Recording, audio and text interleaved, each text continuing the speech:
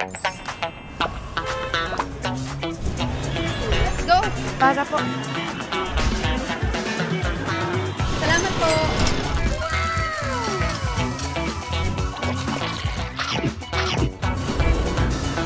Bayad na po ako. Magkano po?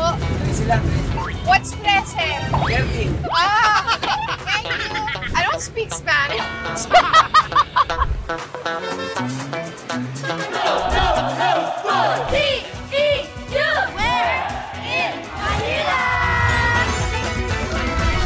We're going back to school today. Saan nga ba tayo pupunta? Ako si Rian Ramos and all you need to ask is where in Manila?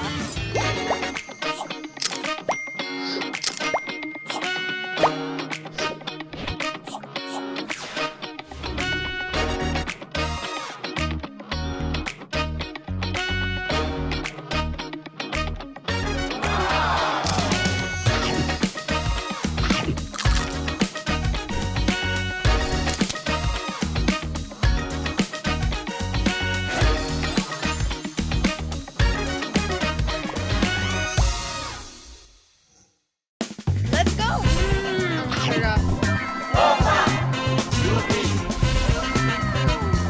Welcome to UBEL. Kung may lugar sa Maynila para malaman ang pulso ng kabataan, this is the place to go. Kaya ngayong araw, class is in session. Dahil dadalhin ko kayo sa mga patok at trending na mga kainan at tambayan. Layer ng Greyhound. Para sa mga estudyante ng Maynila. Let's go! Sakop ng mga distrito ng Santa Cruz, Sampaloc, Quiapo at San Miguel ang kinikilalang U-Belt or University Belt ngayon. At least 30 colleges, universities, and technical schools ang makikita rito. Kasama dyan ang University of Santo Tomas, Far Eastern University, University of the East, Centro Escolar University, San Beda University, National University, at marami pang iba. Nagsimula daw dumami ang mga universidad dito noong panahon ng mga Amerikano, nang gawin nilang public ang ating education system. There was a race now because education was secular. Ang daming people and individuals, groups that wanted to start their own university. Pero ang original plan pala ng American colonial government, ilagay ang University Belt sa Taft Avenue. They chose Taft Avenue because if you drive down Taft Avenue, it leads you straight to where yung mga government buildings were. That was the government center. Pero dahil sa concentration ng mga mayayamang distrito ng north side ng Pasig River, doon umusbong ang kinikilala nating U-Belt ngayon. If you go back to the Spanish time, San Miguel was the home of the old rich. Santa Cruz and Binondo were the commercial hubs. And then you have also the families from Tondo. So that comprised a very rich market. For our first stop sa ating U-Belt tour, the oldest pontifical university sa Sampaloc, Manila, ang University of Santo Tomas. Kaya samahan ninyo akong maki-go uste! Go uste! Go uste! Go, go, go, go! Nandito tayo ngayon sa J. Barlin Street sa Sampaloc, Manila dahil dito matatagpuan ang bagong tahanan ng isa sa mga pinakapaboritong eateries ng mga growling tigers, ang Mang Toots Food House. Hello ma'am, good afternoon ma'am Ria. Nice Kumusta to po meet kayo? you. Yes ma'am. Nice to meet the famous Mang Toots. No, hindi naman masyado mama. So ano naman ang pakiramdam nyo na meron na kayong bagong pwesto? Yes ma'am, very proud ako ngayon kasi galing ako sa maliit na karinderya. Ngayon, tinatawag ko pa rin siyang karinderya pero siyang yung pinakamalaking karinderya dito sa Sampaloc. Dating nasa Pinoval Street sa tabi mismo ng UST ang karinderya ni Mang Toots. Pero kahit lumipat na siya ngayon dito sa J. Barlin Street, suki pa rin niya ang mga Tomasians. Lalo na sa kanyang world-famous Banana Rama. Pero Ito na siya, grabe guys, kung maamoy nyo lang yung lugar na to. It smells sweet. ito, niluluto namin dito muna. Maramihan yan. Pag naging brown na siya, ito na yan. nung nasa Saudi Arabia ako, nung maging chef ako doon, Opo. sabi ko, gusto kong maka-invento ng Bananarama na makilala ko around the world. So marami na nga mga vlogger ng mga foreigner pumupunta dito. Dahil dito sa Bananarama ko. 18 years na ang yasified turon ni Mang Toots. Ang secret ng iconic merienda na ito, it's the sauce. Gumagawa kami ng sauce composed of sugar, pineapple juice, butter, cinnamon, banana essence, banana flavor, and also the rum.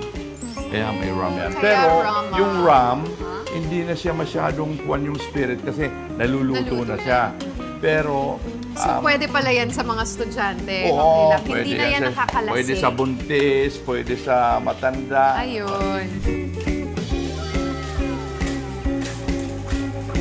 Ganun pala kadami ang isang bag. Pag may nakikita ka dyan na para bang sinulid na naggaya na, may mga Yes. sinulid.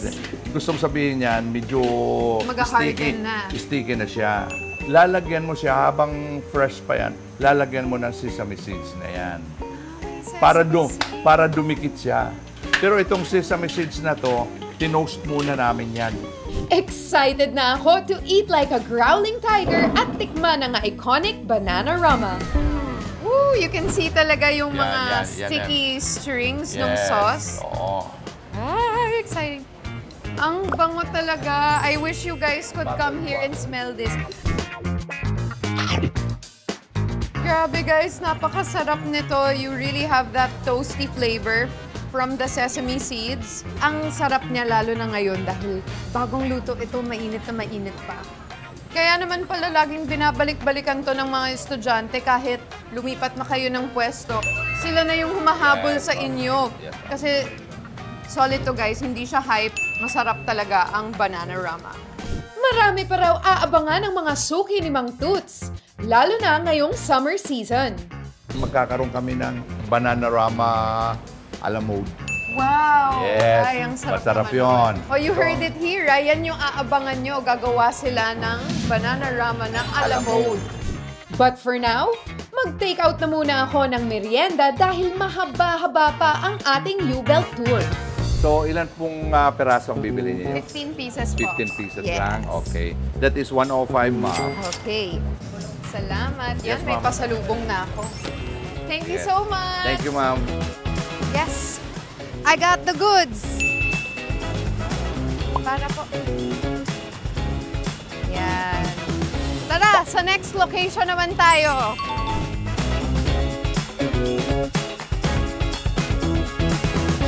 Next stop, FEU.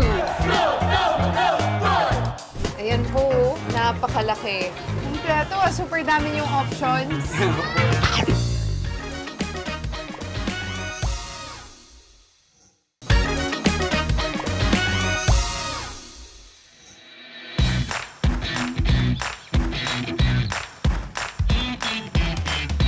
Nice to meet the famous Mang No, Toots. hindi naman masyado, ma'am. Guys, napakasarap nito. Thank you so much. Thank you, ma'am. Tara, sa next location naman tayo.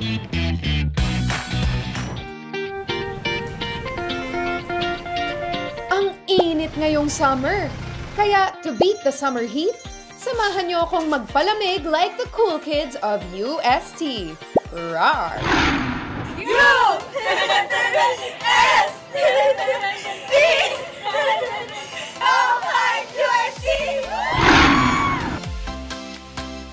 Magta-tricycle lang tayo ng ilang minuto papunta sa Astoria Street sa bandang likod ng UST because I am craving something cold and refreshing. From the Dapitan side ng UST, matatagpuan ang Astoria Street at ang Love Light, home of the trending Mango Graham Supreme. We're here! Salamat po! That's where we're going, Love Light.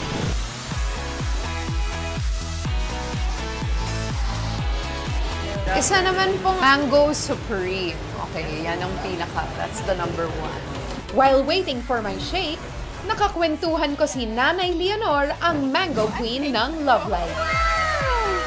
Nagsimula po ako sa salon, 1965. Okay, and then ano po yung naging next after nun? Xerox, printing. Kasi maraming mga estudyante sa area. Paano po kayo nag-start dun sa food? Nung wala ng Xerox, kasi mahina lang kami. Nagsishake lang kami ng fruits. Nagdi-discover kami kung ano pang kulang, kung ano masarap. Nagdagdan kami ng kung ano-ano para magustuhan ng estudyante. Until naging ganyan na. Kayo po, ano yung ino-order nyo dito? Hindi ako kasali. Yung Mango Supreme. Mango Supreme. Okay, that's what I got. Thanks. Confirmed!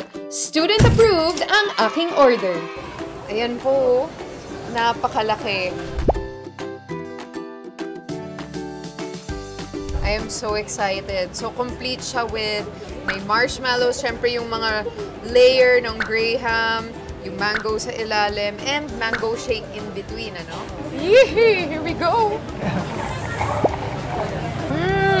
Ang sarap. Super refreshing. This is exactly what I needed ngayon. Hindi siya gaano katamis. Sobrang perfect yung amount nung tamis niya. Make me so happy!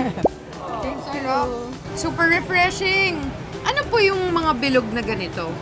Graham balls. Graham balls. Yan pala ang kailangan ko.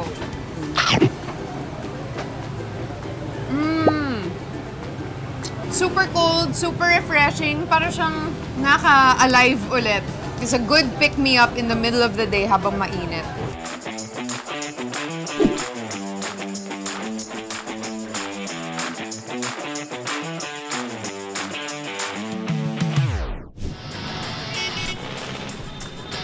Ano naman kaya ang kinakain ng mga matatapang na FEU Tamaraws?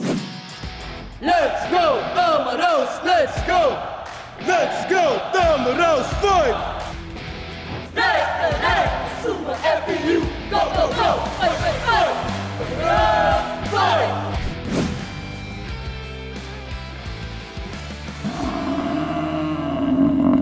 Dito naman tayo ngayon sa P. Paredes Street, malapit sa FEU, home of the Tamaraws. At yung next location naman natin ay isa pala sa kanilang mga meeting spot, ang Pandog. Pan para sa pandesal at dog para sa hotdog. Tara! Sa Paredes Street, sa tabi ng Far Eastern University Institute of Technology, pinipilahan ang Munch and Chills, na mas kilala ng mga estudyante sa pangalang Pandog. Maski nga sa akin, Kuya Pandog. Natawag nila. Nakasanayan nila kasi yun lang madalas nilang in-order kasi. Sa sobrang lakas nila sa mga estudyante, ito na rin daw ang nagiging tagpuan ng kanilang mga sundo o groupmates. Lalo na yung mga sa mga rider, pag nagpapabook sila, ginagamit na nila yung pangalan ng Pandog kasi mas madaling makita compared dun sa ibang establishment dito. Iba't iba rin ang kanilang mga student meals dito. Pero syempre, susubukan natin ang pagkaing nagpasikat sa Pandog. Isa nga pong cheese Hungarian overload. Ang sarap nila magluto ng hotdog, yung tostadong-tostado talaga. Tignan mo yung balat ng Hungarian, no? Yung nagpo-crack-crack siya. Love it. Nice, kasi pati yung bread nila, aside from pandesal bun siya, which is, syempre, one of my favorite breads, tinotoast pa nila, so parang nagkakaroon siya ng konting warm crust on the outside.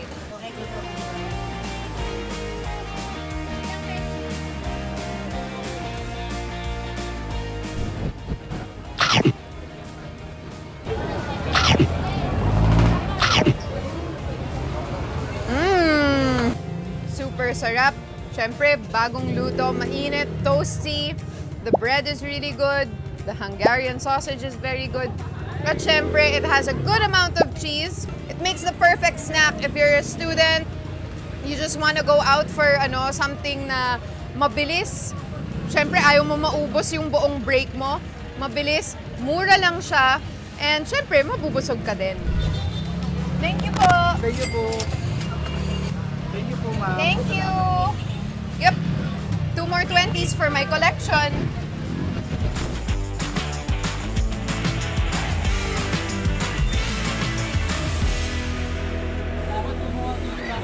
Malapit na ata akong mabusog.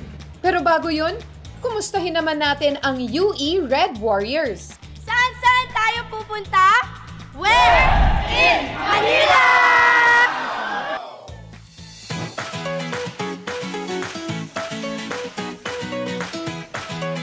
Oh, gusto ko yan. Tsaka yan. Magkano po? What's 13? Ah!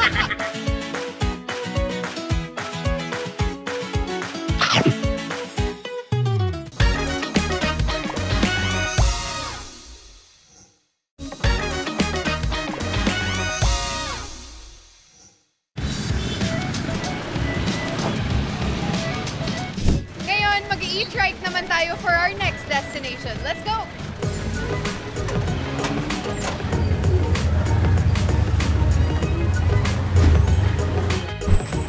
Our next stop, Dalupan Street sa likod ng University of the East para kumain with the UE Red Warriors. Bomba! UE! Igma! Kadima! Bomba! UE! Igma! Kadima! Bomba! UE! Igma! Kadima! Fight! Fight! Fight! Nandito naman tayo ngayon sa harap ng University of the East para sa isang budget-friendly na karinderya na may homey feels. Let's check it out. We're here in Trina's Fast Food!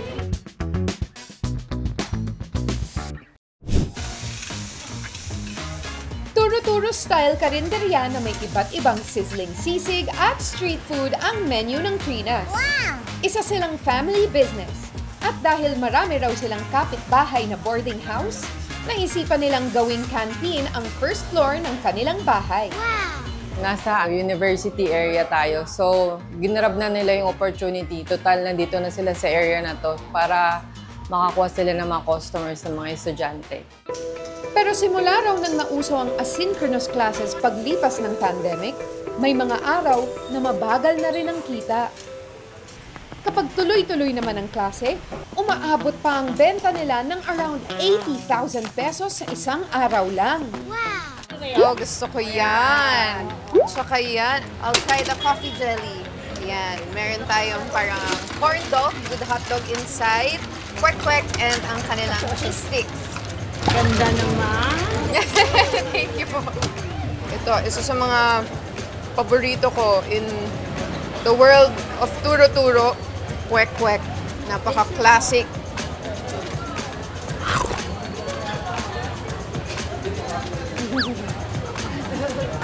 Sarap. Ang sarap ng suka nila. I love it. Then, syempre, ang kanilang cheese sticks. Ito, childhood favorite.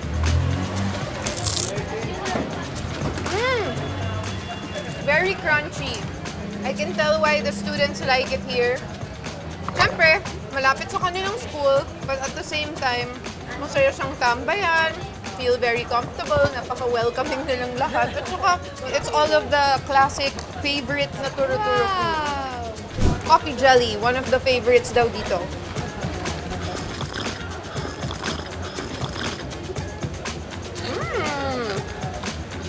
I needed that. Pampagising.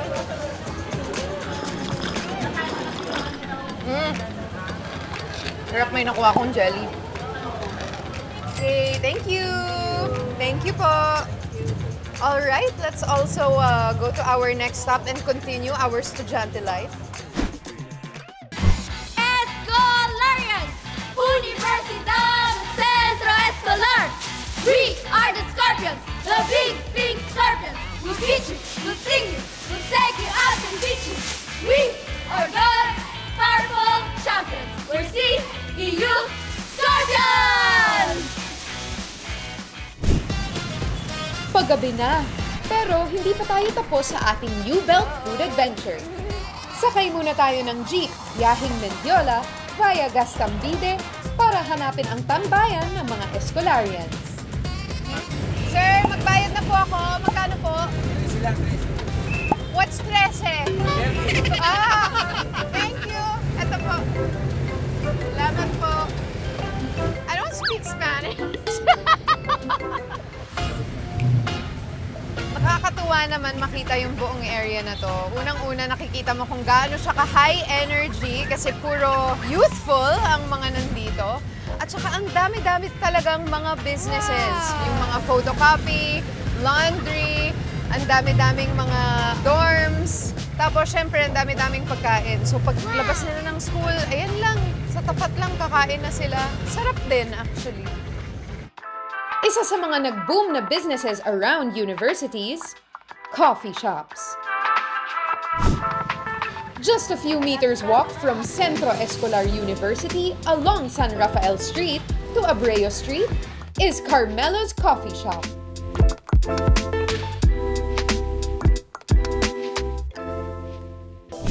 Isang hot Americano and blueberry cheesecake.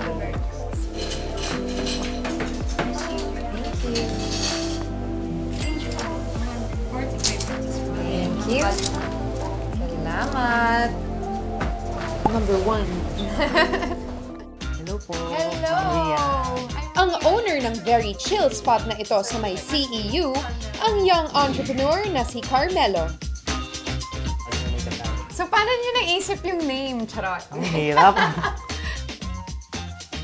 How did you think of opening up a coffee shop dito malapit sa mga schools? Before kasi, active ako sa organization sa mga students. Kada meeting namin, talagang laging may kasamang kape. Kaya alam ko, yung mga student talaga, mahilig talaga sila sa coffee. Kanina, nung nag-order ako, meron ako, yung parang, yung pag nag-wait ka, yung nag-a-alarm siya when it's your turn. That means it must get very busy here, no? Yes po, lalo po peak time, usually mga 9 to 12. Paggabi, usually nagre-review sila. So, yan, punong-puno tayo dito paggabi. Then, pag morning, parang bibili lang, mag-take out, tas alis din kagad. Well, it's super cozy here, super comfy, malamig din, aircon tayo, and the food is good, and of course, you can't go wrong with coffee. College life ang introduction natin into adulthood. Dito natin nadidiscover at binubuo ang ating self-identity.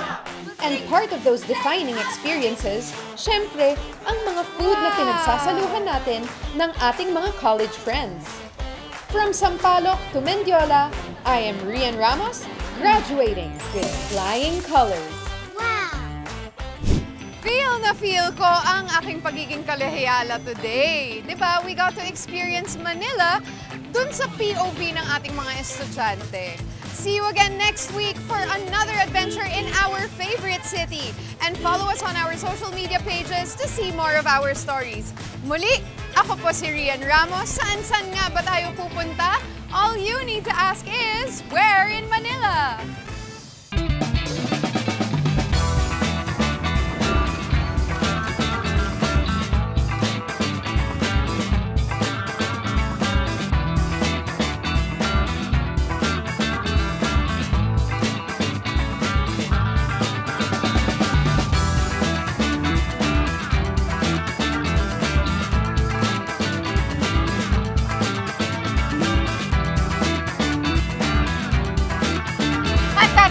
Find out where in Manila?